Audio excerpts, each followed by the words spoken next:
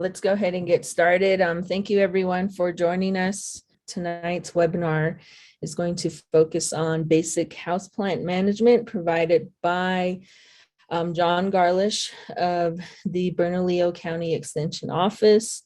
I will go ahead and turn the screen over to you, John, and thank you again for setting some time aside to provide this presentation. John? Well, good evening, everybody, and welcome. My name is John Garlisch. I am the Agricultural Extension Agent for Bernalillo County in Albuquerque, New Mexico, and happy to be with you all on sharing some basic knowledge of houseplant care. And tonight is going to be a broad overview, but please put your questions in the chat, and I will be glad to answer those at the end of the presentation.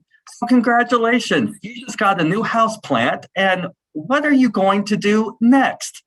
Do you know what it is? Do you know how to take care of it? And what about pets or small kids? Are my plants poisonous? So there's lots of questions, and it's good to take some time to research, ask some questions. That way you know how to take care of the houseplant that you got, because each houseplant will have some different requirements, but many may share some similar requirements. When you are first getting houseplants, choose plants that are healthy. Look for any insects, look for any damage or disease, root bound or pot bound. Oftentimes you'll get these beautiful baskets of things where you have 3, 4, or 5 plants in one thing. The picture on your left with the red anthurium, that beautiful red flower, is also positioned with a chrysanthemum and a few other plants.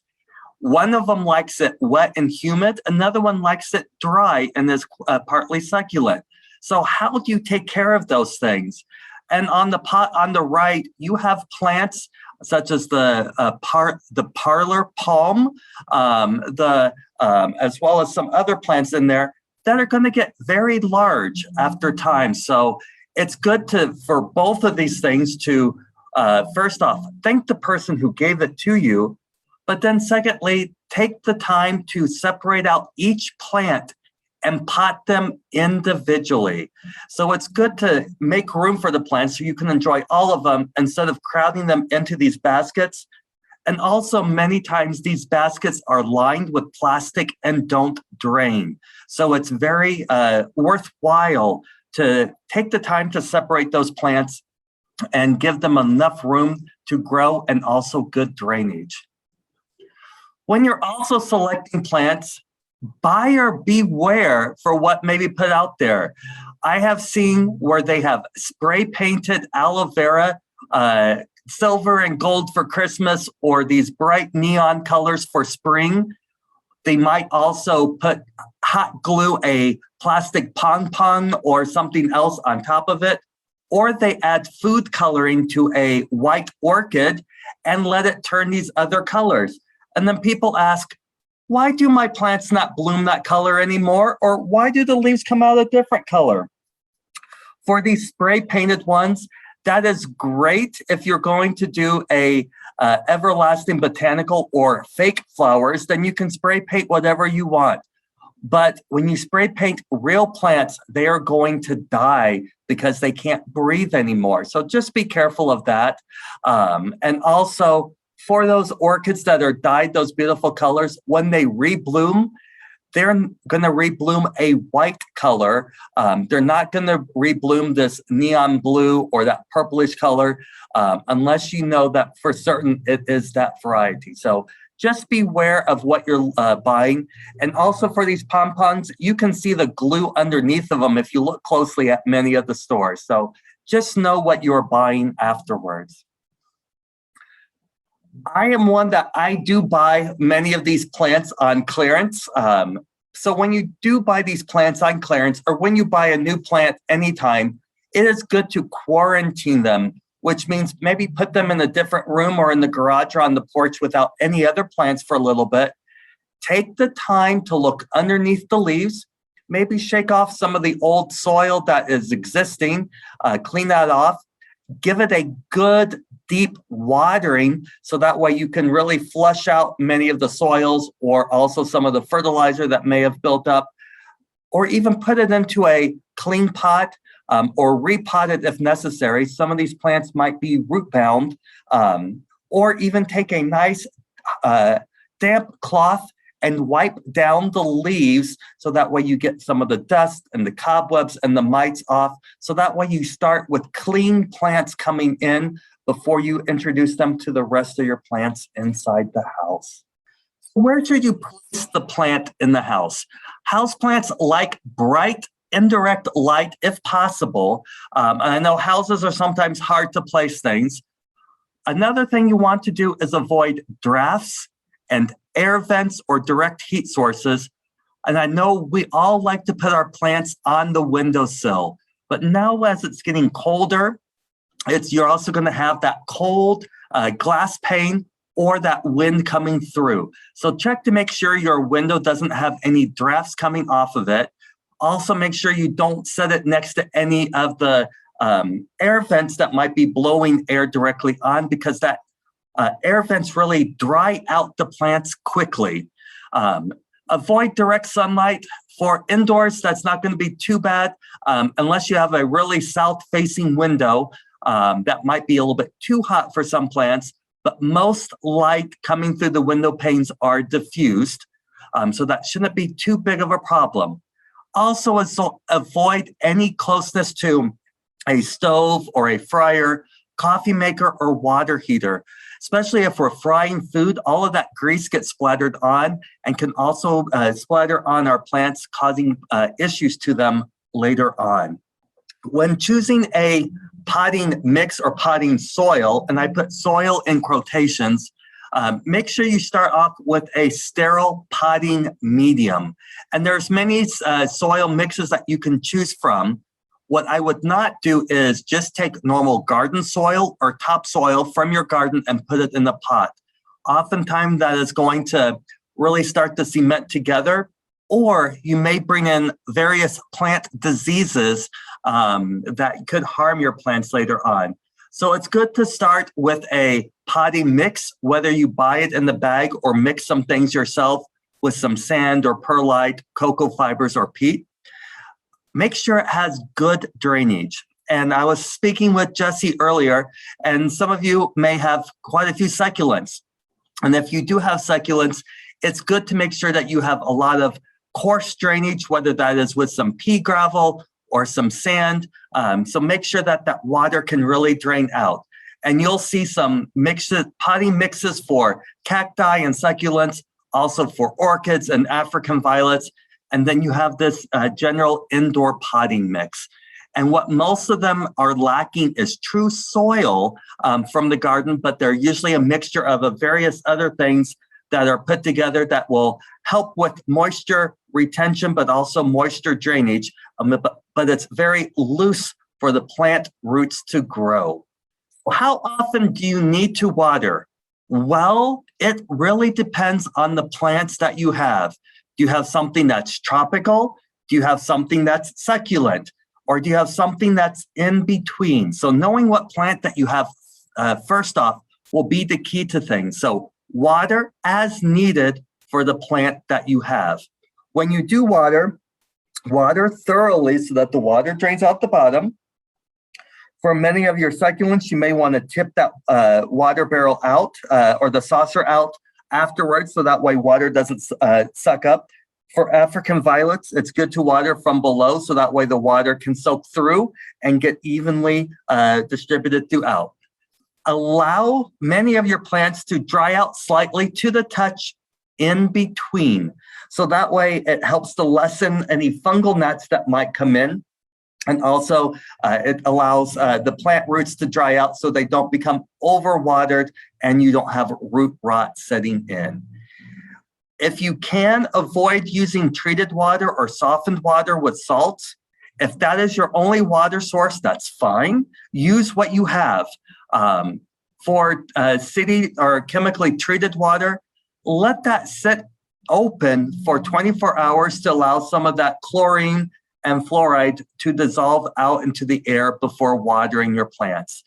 If you're using a water softener, which I know many of us may have, when you do water your plants, make sure you really water thoroughly, or also take it to the sink once in a while and just let the water flow through. So you really let that water go all the way through the plant, so that way you push the salts down. If you just give a little water to the plant and let it evaporate, you may start seeing a salt crust on top of your plant. So that's where it's good to break up those salts or get them dissolved and moved out. If you do have rainwater catchment, rainwater is always good to use for the plant. So keep that in mind. If you do have caught rainwater or have snow melt that you can use, both of those will be great for watering your plants. Bottled water, let it sit open for 24 hours again before using it. And try to keep the water at room temperature, not too hot or not too cold. Many of our plants just like that Goldilocks temperature. So just keep it about at room temperature if you can. How often should you fertilize? Fertilize when the plants are actively growing, especially from, say, March to October. You can do, if you're going to fertilize during the winter months for mature plants, I would probably do it at quarter strength at the most, because they're going dormant or they're not going to be growing as much, especially during the dark season of the year. So let the plants rest. Make sure you give them water during the winter months. And then as the light starts getting more prevalent in February, you can start adding more fertilizer to it. So follow label directions or even decrease the amount of fertilizer and base it on the size of the plant that you have. So when doing so, you don't want to over fertilize because you got a lot of leggy growth, but maybe just give it enough fertilizer to keep it going. Or if it's blooming, maybe you provide a little bit of fertilizer to it at that point.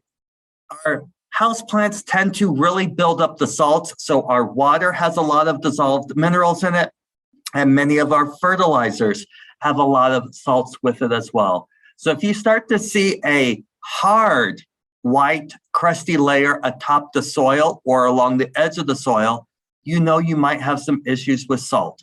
So what do you do for that? Give it a lot of water so that it flows out. So maybe put it into the sink or the bathtub and really let it drain out.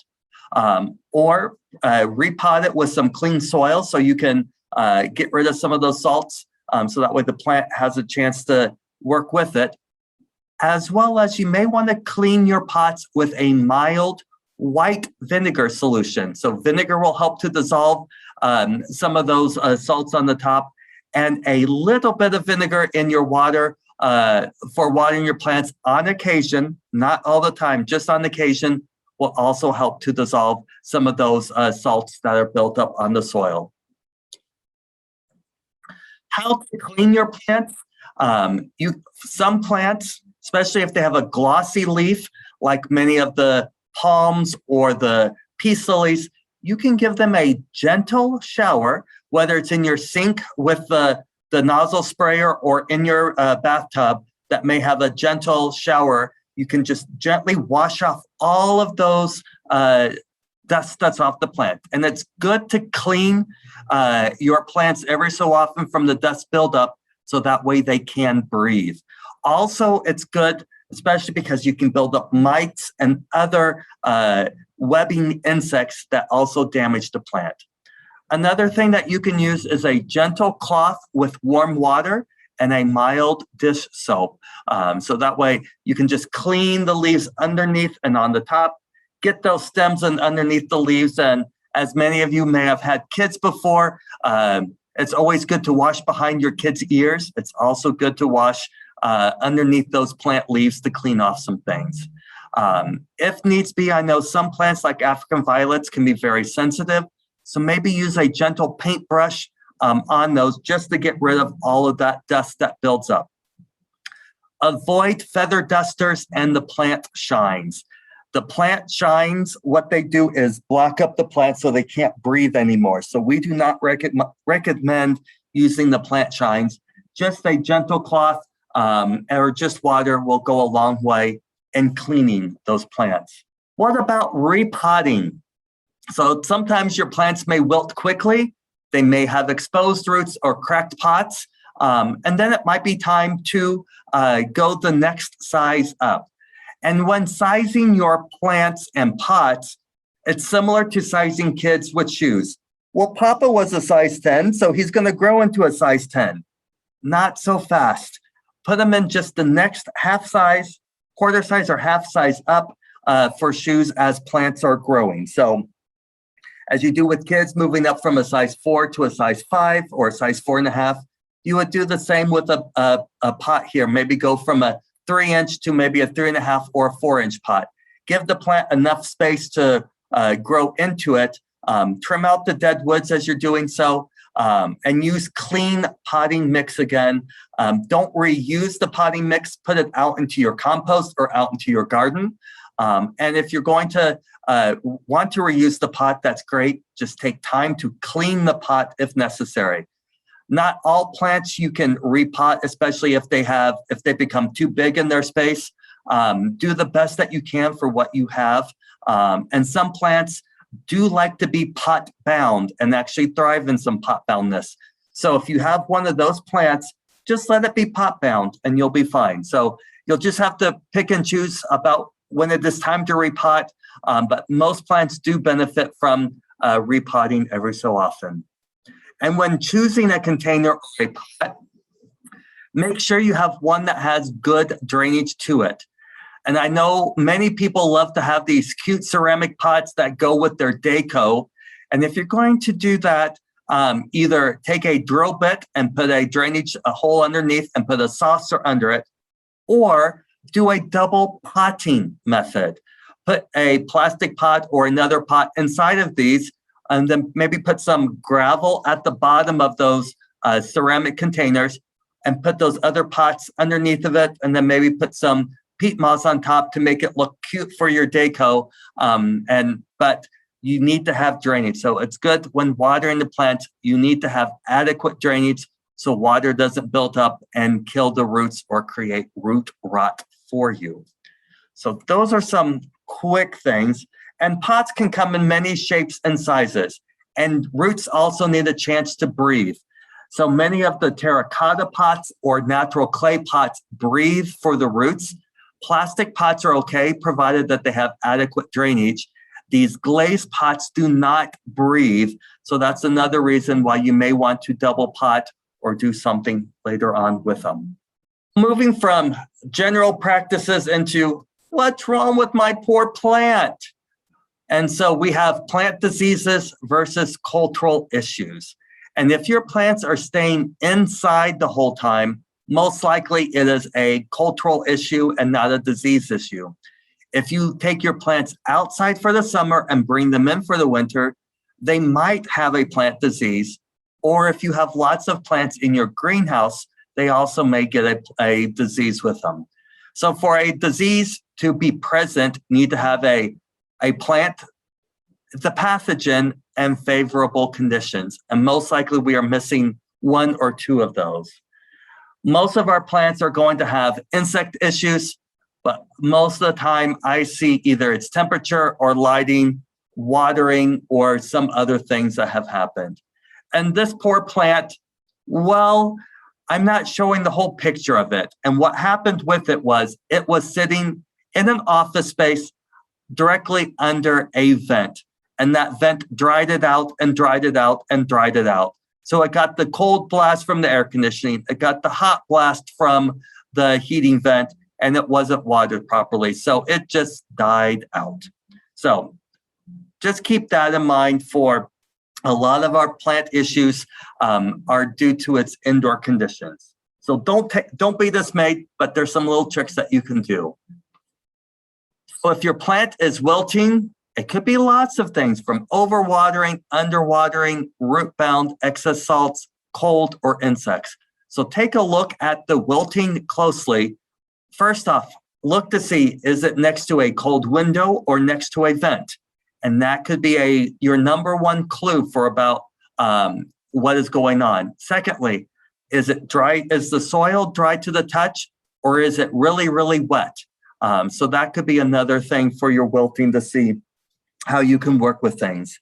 If they have yellow leaves, especially if they're older leaves. Sometimes it could just be normal aging, but also yellowing leaves can be a nutrient issue, overwatering, or a salt issue on plants, and sometimes insect pressures as well. What about sudden leaf drop? And sudden leaf drop really happens with temperature change and light change. If you ever seen a bougainvillea or one of the indoor fig trees, especially or a lemon tree or citrus tree, at this time of year, they seem to drop most of their leaves quickly. And that is just the change in temperature and the change in light. Don't be alarmed by that. It is a natural process. So a lot of times the sudden leaf drop is a part of the plant's natural process and things, but often due to a change in temperature or change in light. Next, if you have finely speckled leaves, that could be natural for the plant, so look closely, but it most often is due to spider mites or dust, or if you left water on your plants and the salt buildup on it after the water has evaporated. So does take your hand, your thumb and your forefinger, or take a damp cloth, does it clean off quickly? And that may be your clue for what might be causing your finely speckled leaves. Brown tips and margins I see often due to either heat damage or dry air most of the time. So if it's dry tips on the margin, have you been watering enough to it to keep the plant fully hydrated? Or is it next to any of the heating vents, or is it just dry air consistently? And if it's dry air, especially during the winter months, are you running a humidifier in your house, or do you have trays of water sitting out for water to evaporate? Or have you taken a misting bottle to mist the air to get more moisture in? So that might help out your brown tips. Nothing to do really for it except to just take a scissor and cut it off just to get the aesthetics built back into things. If your plants are small and pale and spindly, most often it is lack of light or lack of nutrients, because I see that mainly for plants that are reaching for the lights or just might be a hair too dark for things. Sometimes it can come out with pot boundness or overwatering too, but lack of light is the number one for that. If you have bronzed leaves, that's usually an indication of cold damage or either phosphorus or potassium deficiency. So if your plant isn't normally a bronze leaf plant, look to see if it may have what the temperature of the house is or where the plants are situated next to a door or a window, and that might lead to your answers for that. And if your leaves are bleached white out, that often is an indication of sunburn for the plant or too much light in that one spot. And especially if you haven't turned or rotated your plants in a while and you're noticing the whiteness on one side of the plant and not the other, you might want to turn the plant to it might just be sunburn. It also could be a nutrient deficiency. Household chemicals or sprays can also cause white bleached leaves, but mostly it's due to sun exposure. What about leaf spots? So look to see for the leaf spots is if there's anything fuzzy-wuzzy growing on top of it, or if it is circular or has a distinct pattern to it. So if it's fuzzy-wuzzy, it might be a fungus on it. It could also be insects, and especially with woolly aphids, which I'll show soon, that could also be some insect damage with some leaf spots. Water on the leaves and sunburns may also cause some leaf spots, and it's hard to distinguish without seeing, so I'm trying to be general at first here. But if your plants are in the kitchen, think about the kitchen grease that might be splattering on your leaf spots, but also cleaning solutions and aerosols will leave leaf spots all over your plants too. So be careful when, especially with aerosol sprays as you're cleaning, because they can also cause leaf spots. So take your thumb and forefinger to see if it can be cleaned off, what it feels like. And if you have questions, send pictures to Jesse or to myself, and we can look at things a little bit closer for you to see what that might be. Plant distortions are normally going to come from some type of chemical damage, whether it be household cleaners or herbicides. If you're outside, have you sprayed anything? Sometimes it can also come from contaminated soils and contaminated compost.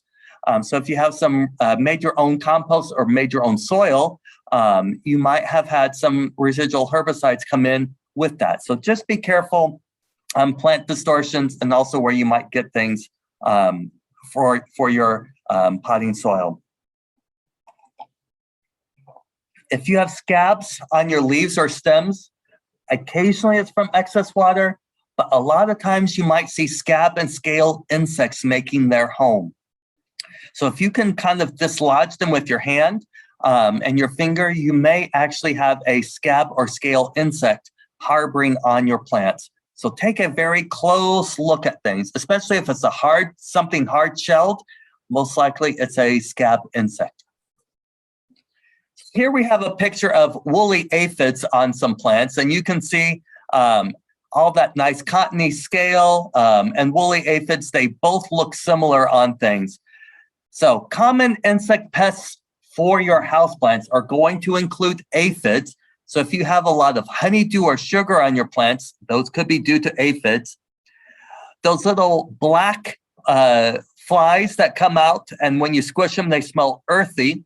Those are fungal gnats.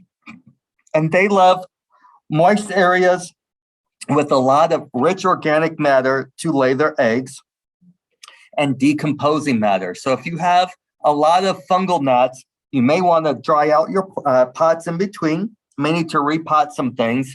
And also maybe a little bit of vinegar or lemon juice may help out for those fungal gnats on occasion. Mealybugs also present themselves similarly to the picture here. If you have mealybugs or scale, it is good to take a hard, damp cloth or maybe take your plant into the shower, get it cleaned off cleanly.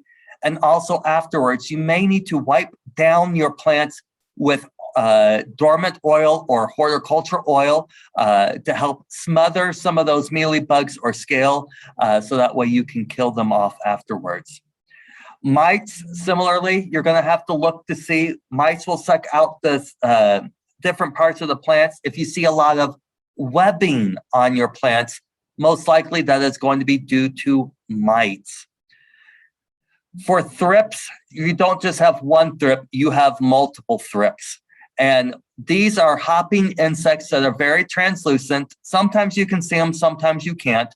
And what's a good way to maybe track thrips in your place is put up some of those yellow fly tapes or yellow sticky squares that you can get at many of the hardware stores, and put them up to see what insects you are catching. And thrips will be a light white to translucent in color, but they bring a lot of mottled and speckled leaves to your plants. So if you've seen a lot of speckled leaves and seen a lot of insects that you don't quite, you know you're seeing an insect, but you don't know what, most often those are going to be thrips. And similarly with whiteflies, they can do a lot of damage to houseplants or greenhouse plants and starts. Similarly, keep the plant healthy if you can, clean it. So if you can do good sanitation on your plants, that will go a long way for controlling whiteflies. Never spray anything inside if you can avoid it for killing insects, but try to do some good sanitation by taking it to the shower or to the sink, clean it off, wipe it down, and maybe doing a light horticultural oil or dormant oil on your plants to help them out if it is needed. If you put your plants outside during the summer, you are going to have to clean them before bringing them in because many insects may have made their home within that. So take the time to clean your plants before bringing them indoors. Other common pests, if you have plants outdoors, could be birds or rodents. Indoors, pets, the kittens and puppies will love to play with your plants and explore with them.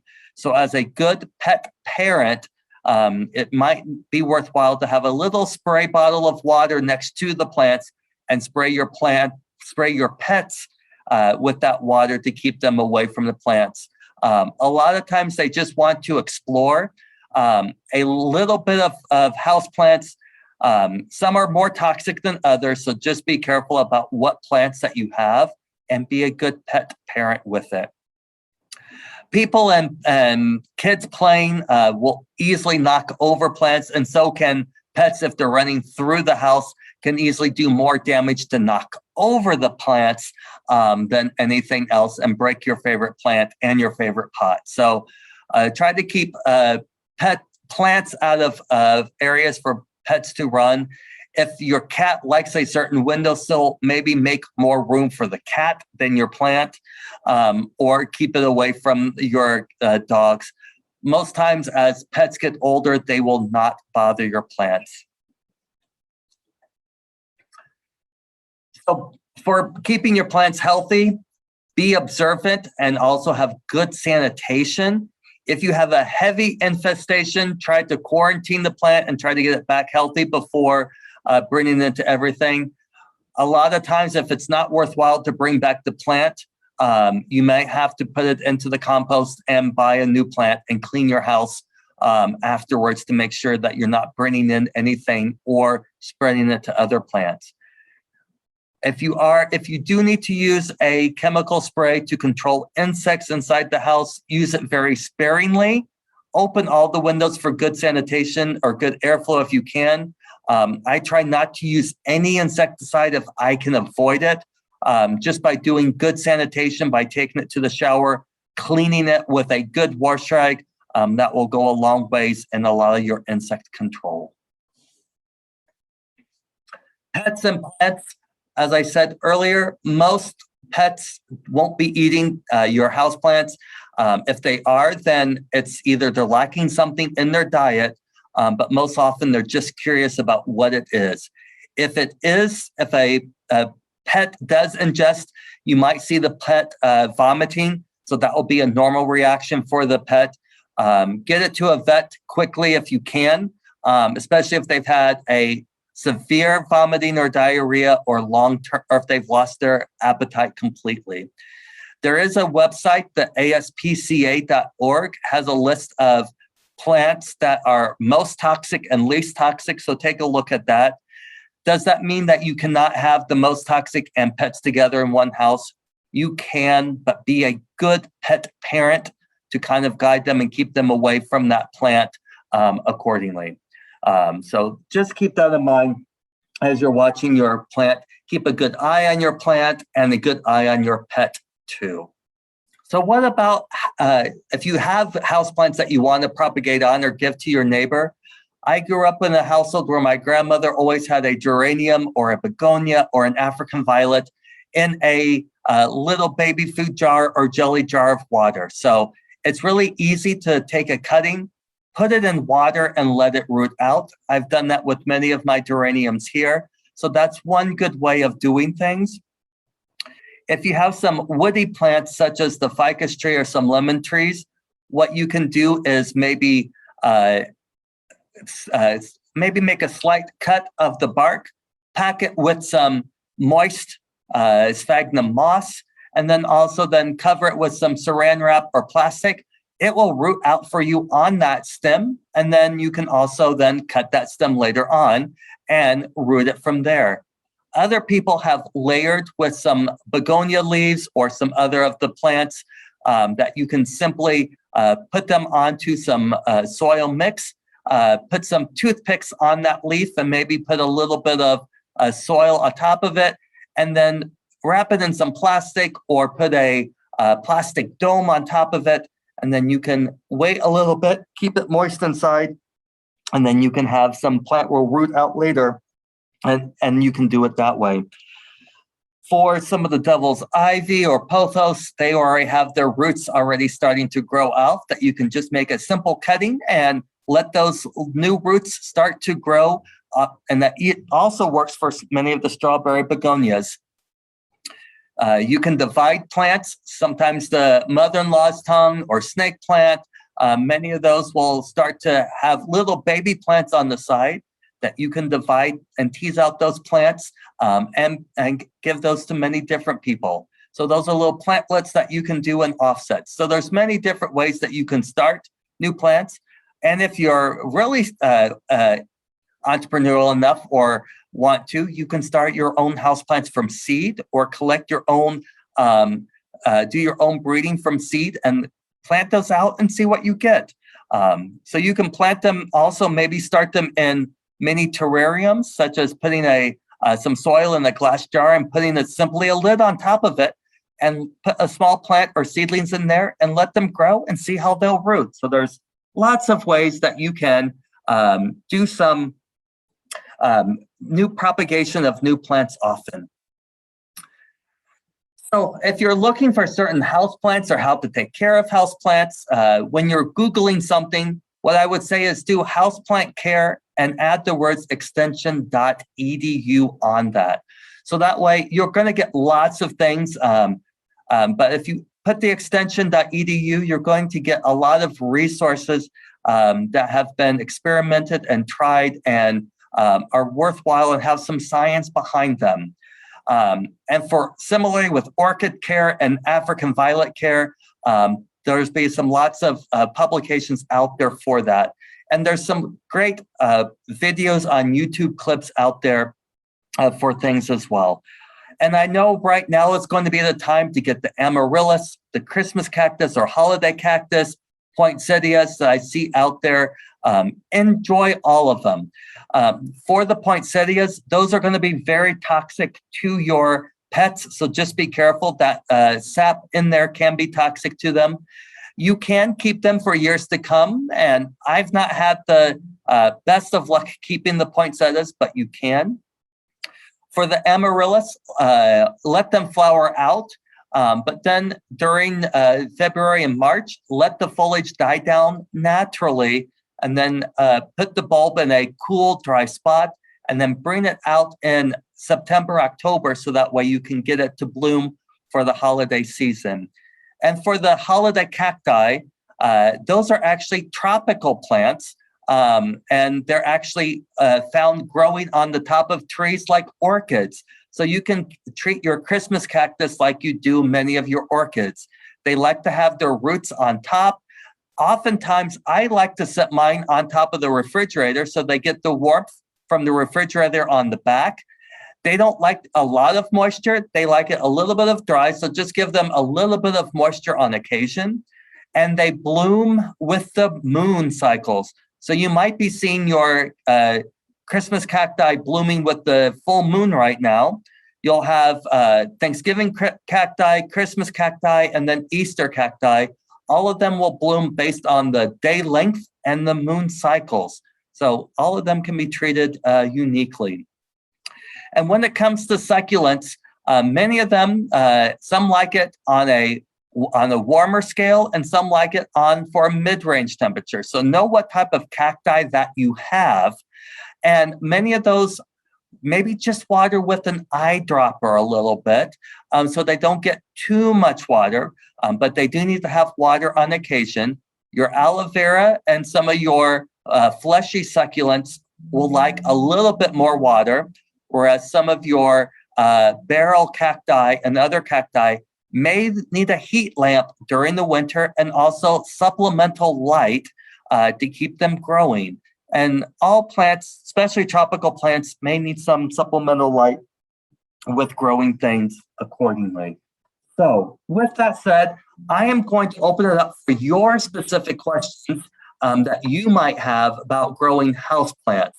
So what questions do you have, or what plants? And a lot of recommendations I have were general, but what do you have specifically to ask, or what have you done that has really worked well for you over the years? So put the questions in the chat box, please, or the Q&A. Right. And so, yeah, John is saying if you have any questions, put it in the chat box or the Q&A box. In the meantime, Jeff, I know I went through some things quickly, but are there some questions that you specifically had that I either didn't answer or I went quickly through to help explain further? I have a question. You talked about the drainage and, putting, you're talking about gravel and soil. So how would you layer it when you're putting it into the pot? So how would I layer it when putting it into the pot? So we have learned now that it is best not to layer in the pot anymore. So it's just better to maybe put 1 or 2 shards of broken pot over the hole, so that way the water drains out. But it's best to fill the whole pot up evenly with the same soil pot mixture, because that helps to bring the water all the way down. And where to put the gravel at is actually in your saucer or drainage ditch, saucer or water, where the water drains out to. So that way you set the pot on top of the gravel and let the water soak down into that gravel drainage underneath of it.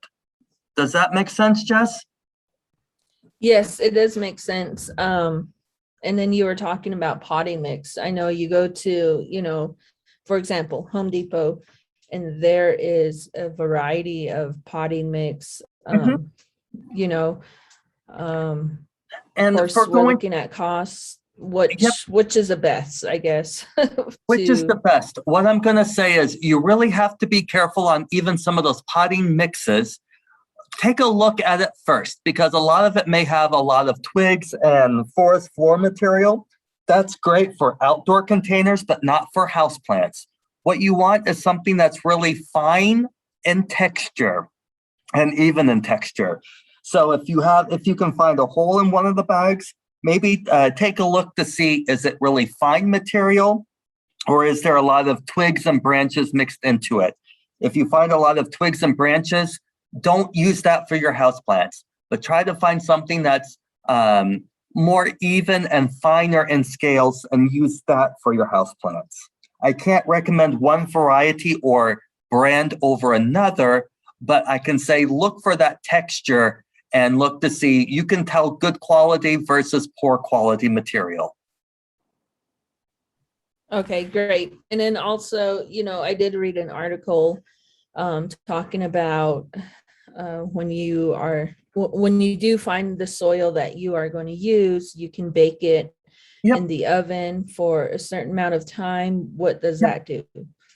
So twofold on that one. So especially when you bake it, that helps to kill any pathogens or any diseases that might be in that potting mix.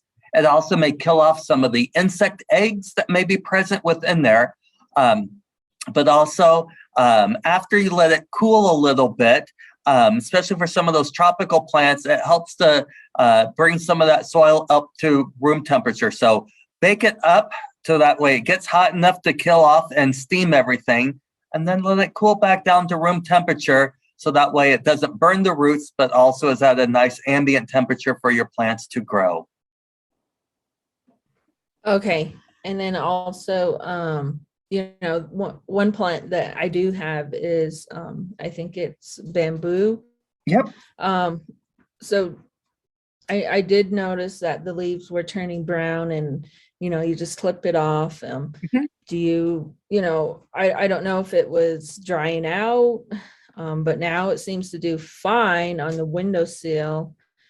Do you have any recommendations on what I could do to keep it from browning? I don't know if it's drying out. It is on the windowsill, and I do water it like once a week. Maybe I'm not watering it enough, too much. I don't know. So it's hard to say without seeing pictures. I can't say definitively. Did you move it to a different windowsill or different location first off? Yes, I did. It was on the table, and maybe it wasn't getting enough light. And then I did move it to the windowsill. It seems to be doing fine there. Did you give it more water or more attention on the windowsill than the table? Yes. Okay. Yes, I did. So it may have been a watering issue. Were there any vents or direct wind paths when it was on the table? The cooler during the summer. that Okay. was going. Other than that, I did skip a week not watering.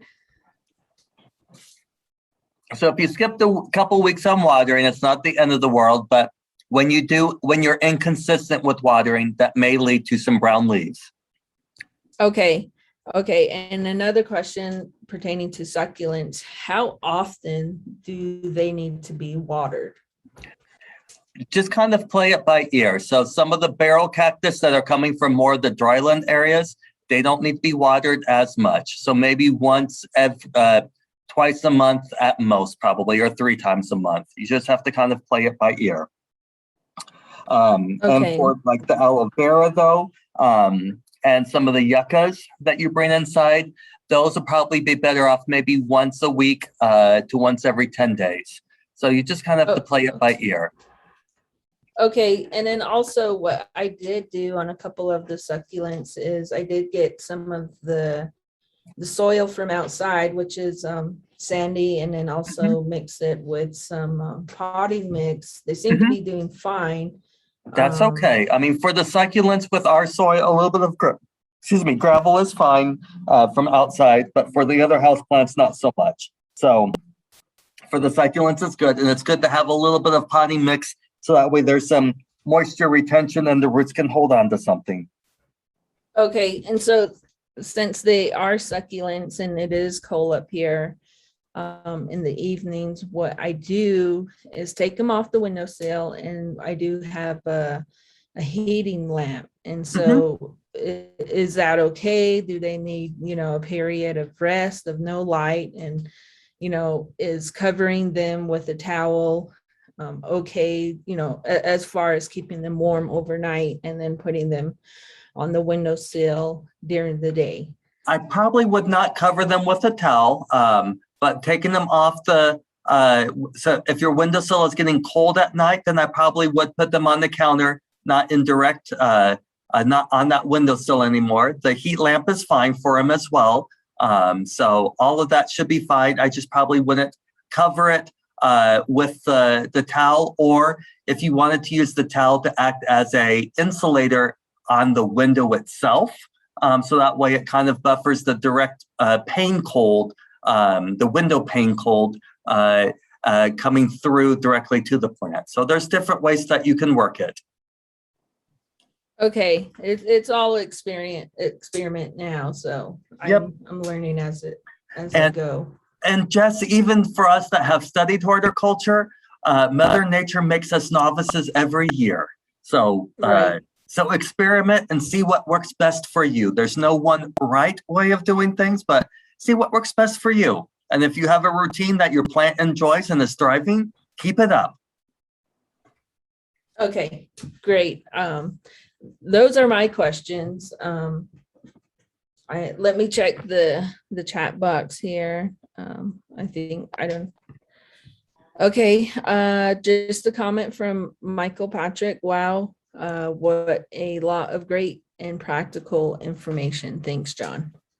Okay, that concludes our Q&A session. I know there'll be more questions pouring in, and once we get this posted, I will be emailing you. And are you going to send your presentation to have for our producers to view? Gladly. I'll get that up to you shortly.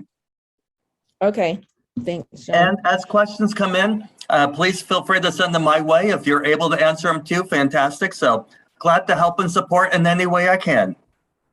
Okay, thank you, John, and thank you everyone for joining us this evening. That finishes out our webinar for the evening. Don't forget to visit our Facebook page and then also our YouTube channel. And then we did send out our last monthly newsletter at the beginning of the month. Our contact information is there on the screen, myself, and then Sharon's and Jana. So I would like to thank everyone again for attending, and then thank you, John, for providing your presentation this evening. It was very informational and I did learn a lot. And then also thank you to our team, Sharon, Jana, Michael, and everybody that's been participating. And this concludes our last webinar for the NAPS project. So we will be in touch, and please don't forget to fill out our survey at the end of this webinar. So thank you again. I'm going to go ahead and end the webinar, and everyone have a good evening, and please continue to stay safe. The Native American Producers Success Project, or NAPS project in short, is a collaborative effort between Dene Inc., a nonprofit organization, the New Mexico Cooperative Extension Services, and Dene College Land Grant Office. This project is currently being funded by USDA's Office of Partnership and Public Engagement and the Outreach and Assistance for Socially Disadvantaged and Veteran Farmers and Ranchers program. The NAPS project staff consists of myself, our assistant field coordinator, Sharon Sandman, and our technology media coordinator, Jana Johnson. Okay, so the overall goal of the NAPS project is to increase the profitability and long-term sustainability of Navajo farmers and ranchers. To help us achieve this goal, there are some activities that we are currently providing in 4 key areas, which include improving Navajo farm and ranch operations through a series of workshops, focusing on crop-related topics and livestock-related topics. We are also increasing our Navajo farmers and ranchers' knowledge of and access to available programs and technical assistance provided by USDA, BIA, Navajo Nation, New Mexico Cooperative Extension Services, Dene College Land Grant Office, and other professionals. We are also strengthening the organizational capacity of the Navajo Farmer and Rancher Congress to address the current and future needs of Navajo farmers and ranchers. And last but not least, facilitating Navajo farmers and ranchers' use of USDA programs such as NRCS, FSA, and RMA programs.